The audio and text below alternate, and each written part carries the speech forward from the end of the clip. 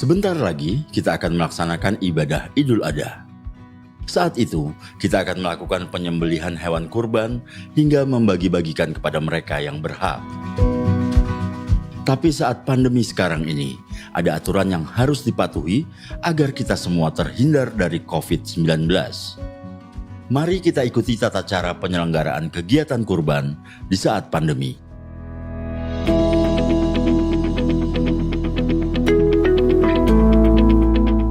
Dari rumah, petugas pemotongan wajib memakai masker dan menggunakan baju lengan panjang. Petugas adalah orang-orang yang berasal dari lingkungan setempat.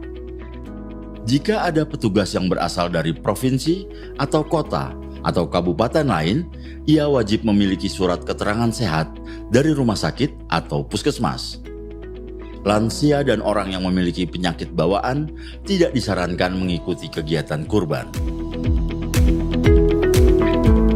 Sebelum memasuki lokasi, dilakukan pengecekan suhu menggunakan termogan.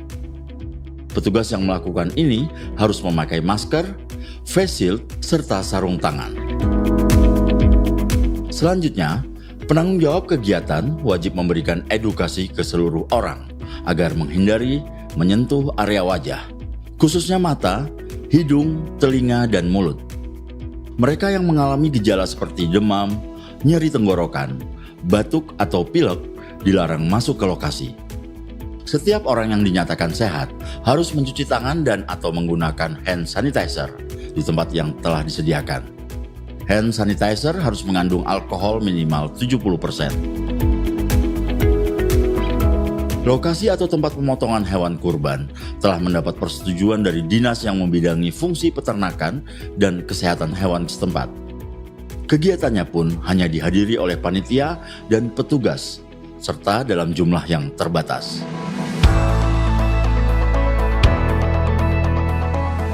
Fasilitas pemotongan hewan kurban terdiri dari 2 area tugas, yaitu area kotor dan area bersih.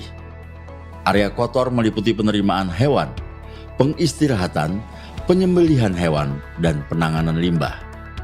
Area bersih meliputi penanganan daging dan penanganan jeroan. Sebelum dipotong, hewan kurban diperiksa terlebih dahulu. Pemeriksaan ini disebut antemortem. Setelah disembelih, juga diperiksa atau disebut postmortem. Pemeriksaan dilakukan oleh dokter hewan atau paramedik veteriner yang di bawah pengawasan dokter hewan yang berwenang. Hal ini bertujuan untuk menjamin kesehatan hewan dan keamanan daging kurban yang akan dikonsumsi. Selain itu, limbah dari proses penyembelihan hewan dan sampah harus ditangani dengan baik, serta memerhatikan kebersihan dan kesehatan lingkungan.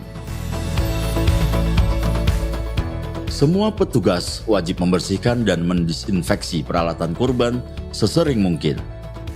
Peralatan pribadi seperti alat sholat, alat makan, dan minum sebaiknya tidak digunakan bersama atau bergantian dengan orang lain.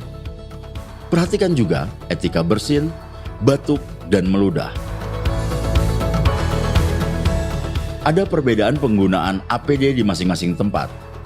Petugas di area kotor menggunakan masker, sepatu boots, memakai kacamata Google atau face shield, serta sarung tangan sekali pakai, dan apron. Sedangkan petugas di area bersih menggunakan masker, penutup kepala, face shield, sarung tangan sekali pakai, apron, dan pelindung alas kaki. Meski sudah dilengkapi dengan alat pelindung diri, petugas tetap menjaga jarak minimal 1 meter dan tidak melakukan kontak langsung dengan orang lain. Di area kotor, petugas tidak boleh berkerumun. Sedangkan di area bersih, petugas penanganan daging dan jeroan tidak saling berhadapan. Tahap terakhir dari semua ini adalah distribusi daging kurban. Pendistribusian dilakukan petugas dengan membagikan langsung ke rumah-rumah calon penerima. Setelah aktivitas selesai, setiap orang segera mandi dan ganti pakaian sebelum kontak langsung dengan keluarga atau orang lain. Inilah aturan yang harus kita jalankan bersama agar semua bisa menjalankan ibadah kurban dan terhindar dari wabah. Selamat menunaikan ibadah Idul Adha.